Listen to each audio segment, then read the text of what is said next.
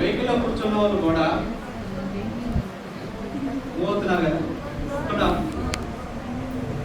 దీన్ని బట్టి మన వెహికల్ ఎంత స్పీడ్లో వెళ్తుందో అందులో కూర్చున్న ఇంక్లూడింగ్ డ్రైవర్తో సహా A to Z inbuilt passengers including డ్రైవర్తో సహా వెహికల్ ఎంత స్పీడ్లో వెళ్తుందో మనం బాడీ కూడా అంతే మూమెంటంలో ఉంటుంది, అంతే స్పీడ్లో వెళ్తుంటుంది.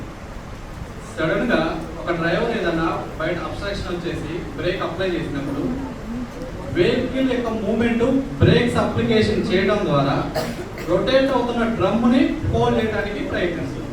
అంటే వెహికల్ మూమెంట్ ఆగిపోతుంది. దీనివల్ల డ్రైవర్ బ్రేక్ అప్లై చేయడం వల్ల హైడ్రాలిక్ ప్రెషర్ ఏంటి, ఆ బ్రేక్ ప్యాడ్స్ టచ్ చేస్తుంది. టచ్ చేయడం వల్ల బ్రేక్ డౌన్స్ అవుతుంది. ఆటోమేటిక్గా వెహికల్ స్లో డౌన్ అయ్యింది, లేకపోతే సడన్గా బ్రేక్ అప్లై చేస్తుంది. కానీ అదే స్పీడ్లో ఉన్న మన బాడీ ఏమవుతాడు, వెహికల్ ఆగింది, మనం మూవింగ్లో ఉన్నాం, వెహికల్ ఉన్నాం, మనం ఏమవుతాం, ముందుకు వెళ్ళడానికి అవకాశం ఉంది కదా. ఆ ముందుకు వెళ్ళి ఆ ముందు ఉన్న మిర్రర్ విండ్ స్క్రీన్ గ్లాస్ పగిలి మన హెడ్ డ్యామేజ్ కాకుండా ఉండడానికి, డ్రైవర్కి చెస్ట్కి స్టీరింగ్ తగిలి ఇంజ్యూర్ అయ్యి చనిపోకుండా ఉండటానికి ఆ సీట్ బెల్ట్ ప్రెజెంట్ చేసుకున్నప్పుడు మన మూమెంట్ని బ్రేక్ అప్లై చేసినప్పుడు బ్రేక్ ప్యాడ్స్ వీల్ రొటేషన్ ఎలా ఆపుతాయో ఈ సీట్ బెల్ట్ అనేది సీట్కి మనల్ని ముందుకు వెళ్ళనేయకుండా ప్రెజెంట్ చేసి అలా ఆపేస్తాం. లాజిక్ అర్థమైందా? నచ్చిందా? ఇంకా మాడిఫై చేసి చెప్తారా? ఓకేనా? సీట్ బెల్ట్ యొక్క ఉపయోగం అది. ఓకేనా? నెక్స్ట్, సీట్ బెల్ట్ ఇప్పుడు వస్తున్న టెక్నాలజీలో ఎయిర్ బెలూన్స్ కార్లో ఉంటాయి, మీ అందరికి తెలుసా?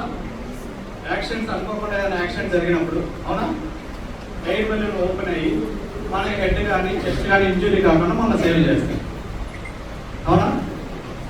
ఆ ఎయిర్ బెలూన్స్ కూడా యాక్టివేట్ కావాలంటే ఇప్పుడున్న సెన్సార్ టెక్నాలజీలో సీట్ బెల్ట్ డ్రైవరు లోపల ఉన్న ఇన్బిల్ట్ ప్యాసింజర్స్ ఎవరైతే సీట్ బెల్ట్ పెట్టుకొని ఉంటేనే ఎయిర్ బెలూన్స్ యాక్టివేట్ అయ్యి యాక్సిడెంట్ జరిగినప్పుడు ఆ బెలూన్స్ ఓపెన్ అయ్యి మనల్ని ప్రొటెక్ట్ చేస్తాయి.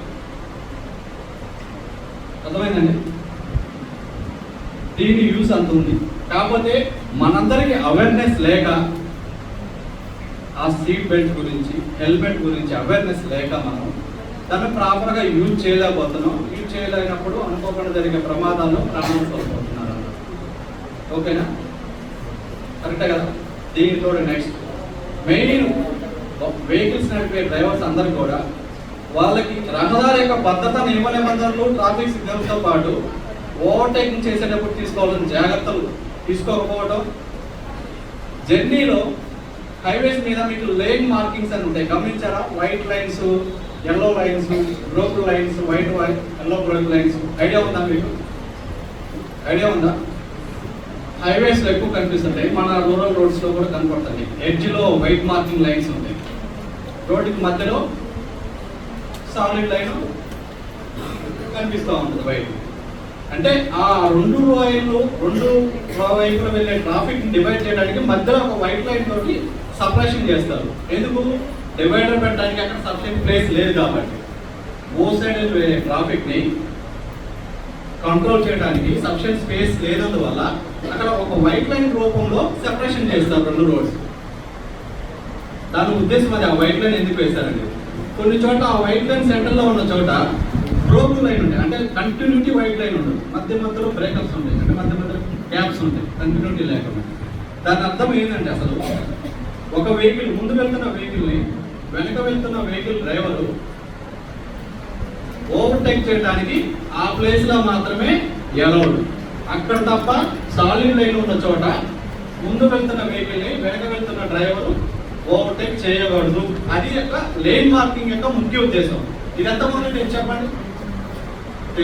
తెలియకపోవడం వల్ల కదా వీటన్నిటి కారణాలు.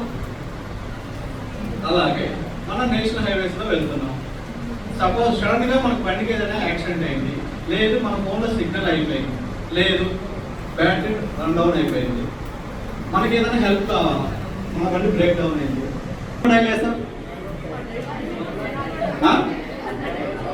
Okay, very good. నువ్వు చెప్పిన దాంట్లో కాన్సెప్ట్ ఐ అగ్రీ. ప్రతి హైవేలో కూడా ఎవ్రీ 1 కిలోమీటర్కి బోత్ సైడ్ SOS బటన్స్తో ఉన్న టెలిఫోన్ ప్రొవైడ్ చేసి ఉంటుంది గవర్నమెంట్. ఓకేనా, నేషనల్ హైవేస్ వాళ్ళు ప్రొవైడ్ చేయండి.